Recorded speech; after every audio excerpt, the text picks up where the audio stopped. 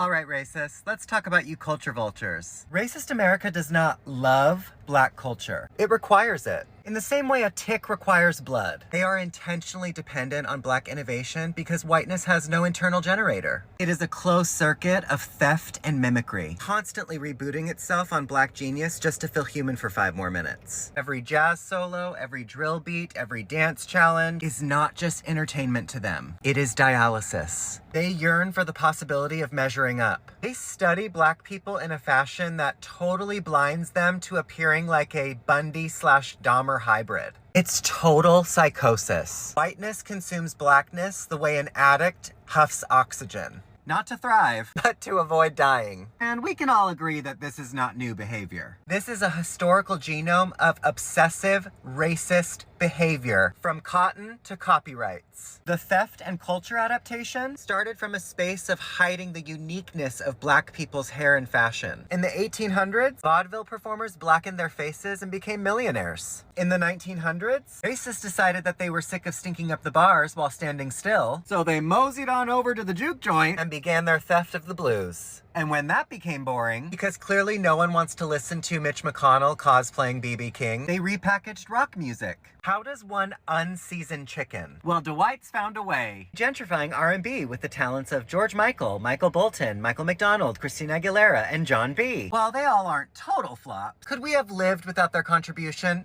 Absolutely. In the 2000s, they whitewashed hip-hop, and then staged Kanye making Taylor Swift a victim. All she had to be was be Jasmine Sullivan and be good enough to release music without a scandal or some award show scheme. In the 2020s, TikTok bans black creators but rewards the mimic class with brand deals. Whiteness doesn't create culture. It loots it, drains it, and then gatekeeps it, as if its hands were dripping in blood and glitter. While we are grateful for the contributions of the artists mentioned, we must ask ourselves, why? Why do we need white artists in an industry where they are swallowed whole without some huge circus to catch everyone's attention? Yet a full export of black culture to the rest of the world, basically saying, hey, look, China, we have the gold over here. Therefore, you must do what we say. They want so badly to own black culture when they don't have the ability to contribute or create one part of it. To love black culture while fearing black people is state-sponsored schizophrenia. You can't cheer for LeBron, but call Tamir Rice threatening. They want the bass of black music, but none of the memory of violence and theft encoded in the chord. They want the hips, the lips, the slang, but not the screams.